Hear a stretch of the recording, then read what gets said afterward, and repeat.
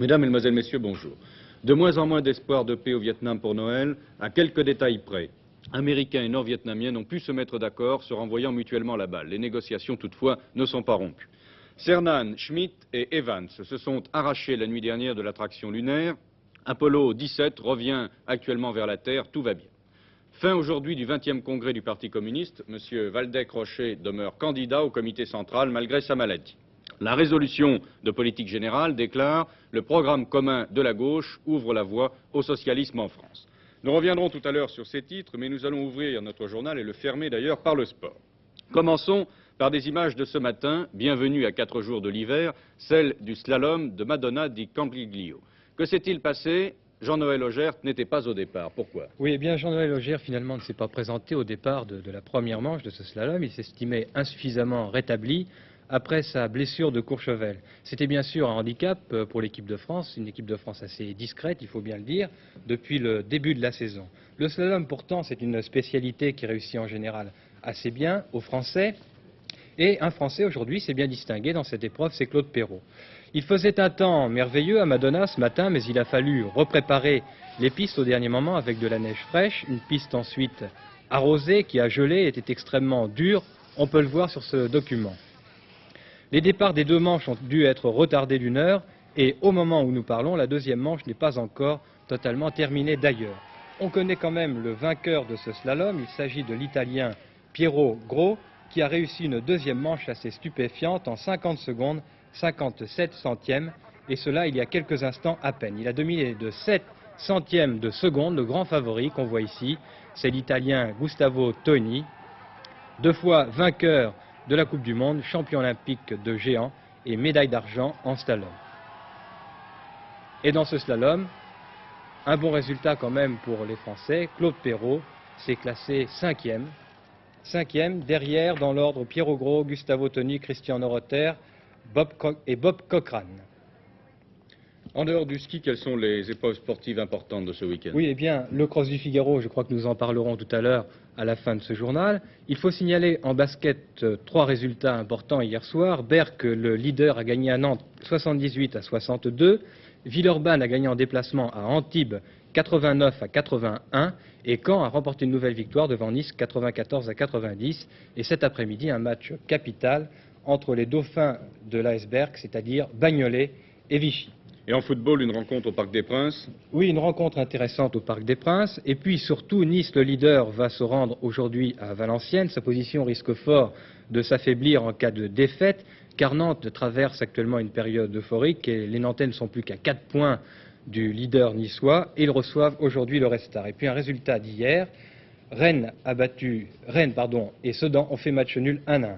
Et un match intéressant encore cet après-midi, Marseille accueillera Nîmes. Apollo 17, tout s'est bien passé la nuit dernière. À 0h25, les moteurs du module de service, comme l'on dit, ont fonctionné, permettant au train spatial de s'arracher de l'orbite lunaire. Cernan, Schmitt et Evans sont actuellement en route vers la Terre, mais leur travail n'est pas tout à fait terminé. Une marche dans l'espace est en effet prévue aujourd'hui pour Evans. Jean-Pierre Chapelle. Au moment où Apollo 17 a réapparu en vue de la Terre sur sa trajectoire de retour, Cernan, Evans et Schmitt ont branché leur caméra de télévision. Et ils ont pu, fait extrêmement rare, nous montrer une partie de la face cachée de la Lune, et ici le cratère Tsiolkovsky, un cratère de 250 km de diamètre, facilement caractéristique par son pic central. Et voici la portion semi-cachée de la Lune. Nous arrivons à l'endroit de la séparation entre le jour et la nuit. Nous sommes en vue de la Terre. C'est une image extrêmement rare que jusqu'à présent nous n'avions jamais vue. Désormais, Apollo 17 se dirige vers le point de l'océan Pacifique où il doit amérir. Tout se passe bien à bord, le retour s'effectue normalement. Seul Evans se plaint de quelques embarras gastriques sans gravité. Le retour va donc être ponctué ce soir par 2 événements. À 17h33 heure de Paris, après le réveil des astronautes, une éventuelle correction de la trajectoire interviendra. mais elle n'est pas indispensable pour le moment. Enfin, à 21h23, Evans doit sortir dans l'espace pour aller récupérer sur le module de service les films des caméras de cartographie qu'il a utilisées pendant son séjour autour de la Lune. Cette marche dans l'espace doit durer environ 1 heure et Evans regagnera sa cabine vers 22h38, heure de Paris. Là, il est prévu qu'il s'endorme vers 6h53 de notre heure. Voici donc les dernières images de la Lune, les dernières images pour 15 ans ou 20 ans.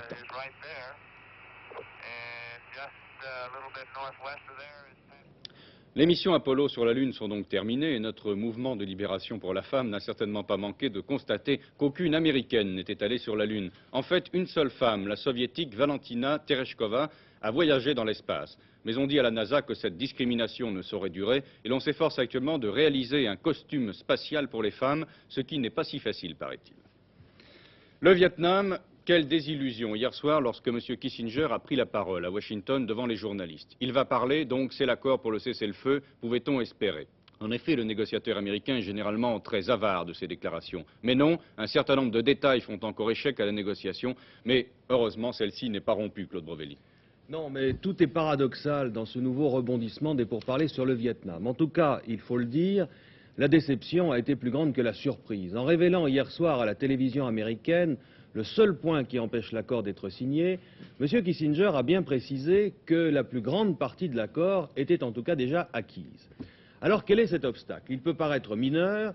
Après le cessez-le-feu, il y aura au Vietnam une commission de contrôle dont le rôle sera de faire respecter cet accord. Les Américains veulent que cette commission compte plusieurs milliers d'observateurs, 4 ou 5 000. Les Nord-Vietnamiens, eux, n'en veulent que 250. Le rôle de ces contrôleurs consistant notamment à observer le retrait limité de 30 à 40 000 soldats nord-vietnamiens. Les Américains craignent aussi qu'avec un nombre aussi limité d'observateurs, 250, il soit difficile d'empêcher les cadres communistes d'être plus actifs au moment des élections, surtout dans les campagnes, où ils sont fort solidement implantés. En tout cas, le ton très grave de M. Kissinger, vous l'avez entendu tout à l'heure, tranche avec les sourires, les poignées de main prolongées et les propos très optimistes que lui-même et M. Le Ducteau avaient tenus à Paris avant de quitter la capitale française. Ce matin, les Nord-Vietnamiens sont irrités par la révélation du désaccord, irrités sans plus.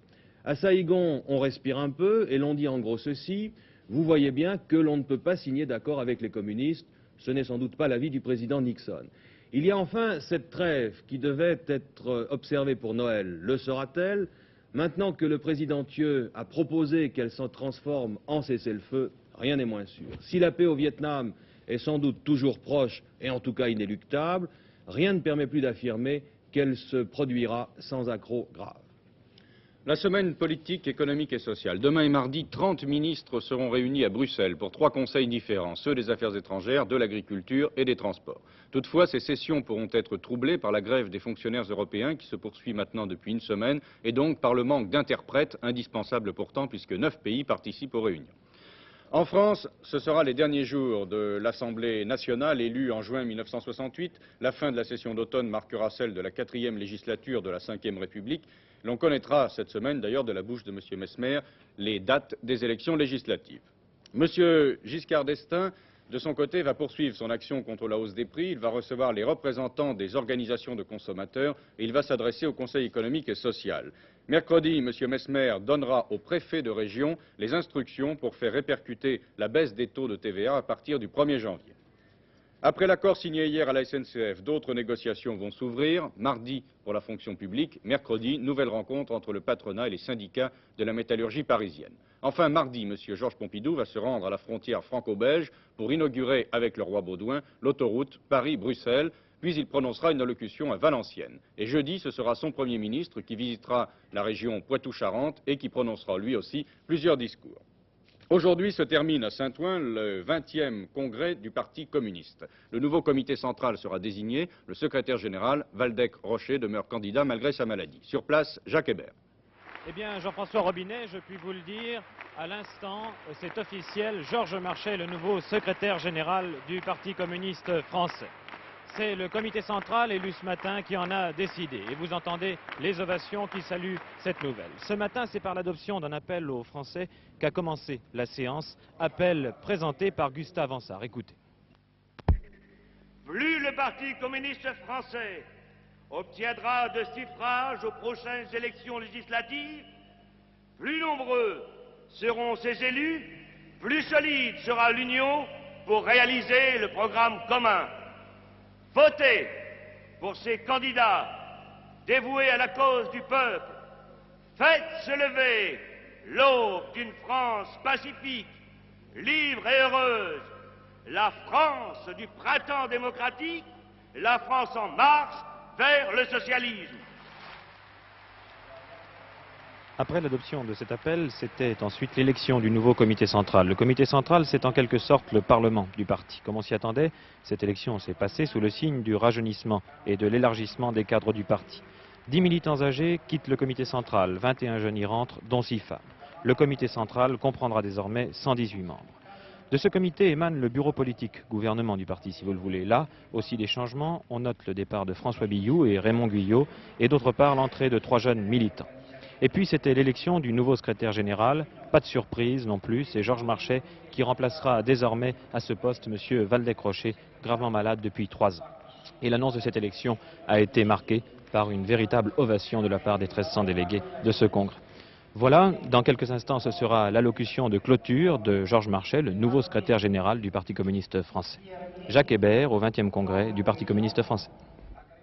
Oui, précisons que M. Waldeck-Rochet, l'ancien secrétaire général du Parti communiste, a été désigné par le comité central président d'honneur du Parti communiste français. Manifestation hier soir à Paris contre le racisme, interdite par la préfecture de police. Cette manifestation avait pour but de protester contre la mort d'un camionneur algérien survenu au commissariat de Versailles. 200 à 300 personnes ont été appréhendées par la police qui est intervenue au moment où les manifestants se dirigeaient vers le ministère de la Justice. Parmi les interpellés, Alain Gesmar, Claude Mauriac, Jean Genet. Tous ont été relâchés après vérification d'identité, mais ils affirment qu'ils ont été brutalisés par les policiers. Information générale, un dramatique incendie fait actuellement rage en Birmanie. Il y a déjà 40 000 personnes sans abri et 7 000 maisons auraient été brûlées selon les premières informations qui sont parvenues de Rangoon. Cet incendie ferait rage actuellement dans un port de Birmanie. Le pétrolier norvégien qui était en flammes depuis hier au large de Bastia a été pris en remorque ce matin par 2 bateaux italiens et un bateau français. Il y a 45 000 tonnes de pétrole à bord, c'est dire que si les citernes explosaient, une nouvelle marée noire menacerait les côtes de Corse. Fort heureusement, les 36 hommes qui se trouvaient sur le bateau, le Bello, ont pu être évacués. Il fait assez frais en France, il gelait ce matin à Lyon, Saint-Étienne et Strasbourg, mais à Paris, le thermomètre est au-dessus de 10 et la journée devrait être bonne à Vincennes pour le trot attelé. Il y aura 20 partants pour la course du tiercé sur 2600 mètres et cela à 15h20. Hier, on courait déjà à Vincennes et sur la piste, une magnifique jument faisait sa rentrée. Elle s'appelle Une de Mai et elle a montré qu'elle restait la meilleure, n'est-ce pas Léon Zitrone? Et oui, et d'abord, elle cligne de l'œil pour dire bonjour au public français qu'elle retrouve et montre son chanfrein blanc. Oui, c'est moi Une de Mai. Dans la course, elle partait avec un retard de 25 mètres imposé à la jument à cause des sommes qu'elle a gagnées. Devant elle, dans les derniers hectomètres du beau monde, Vanina B à la corde, Huismi, driver à casaque noir, brassard et toque blanche, et Buffet 2, caché par Vanina et qui sera, je crois bien, un champion formidable. Soudain, surgissant derrière eux aux écuries, une jument alezane, Une de Mai, numéro 11. Voyez sa puissance, c'est une toute autre classe, elle vole, elle avale, elle a déjà rendu 18 mètres sur son handicap initial de 25, mais il faut contourner complètement à l'extérieur un groupe de chevaux, là elle perd une fraction de seconde, Véronique R à la corde menée par Botteny en profite pour se détacher, Une de Mai est deuxième ayant rattrapé 20 mètres sur 25. Un exploit après un séjour à l'étranger très long. Et nous allons terminer ce journal par le roi des sports, le plus facile à pratiquer, à condition bien sûr d'avoir de la volonté. En tout cas, ce matin, ils étaient 13 000, Alain Bilouin, au départ du cross du Figaro, tous vaillants, il y avait des jeunes et des moins jeunes. Oui, c'est une manifestation sportive extrêmement sympathique qu'organise le Figaro dans le bois de Boulogne, à proximité d'ailleurs du Parc des Princes, où se déroulera le match de football entre Paris Football Club et Lyon, ce match dont vous parliez tout à l'heure. Donc ce cross du Figaro représente la plus importante mobilisation d'athlètes qui puisse être réalisée en France. 13 000 coureurs, vous le disiez, nous allons les voir dans quelques instants sur le document que nous allons vous montrer. 13 000 coureurs donc se sont donné rendez-vous dans le bois de Boulogne. Ils sont âgés entre 10 ans et 84 ans. Oui, 84 ans, c'est l'âge du général Hébrard, doyen de cette compétition, et qui n'en est pas d'ailleurs à sa première campagne dans le cross du Figaro. Depuis hier, en tout cas, les épreuves se sont succédées à un rythme accéléré, comme vous pouvez le voir. Des épreuves pour licenciés, mais aussi pour non licenciés, c'est-à-dire pour ceux qui aiment la course à pied et pratiquent de temps en temps un petit footing en sous-bois pour garder la ligne ou ne pas perdre le souffle. Cet après-midi, l'épreuve des As réunira l'élite des crossmen français avec un favori, Noël Tijoux. Et puis vers 16h30 sera bouclée cette formidable ronde multicolore où chacun est entré en se disant que le plus important était vraiment de participer. Voici d'ailleurs ce qu'en pense l'un des concurrents que Claude Médieux a rencontré.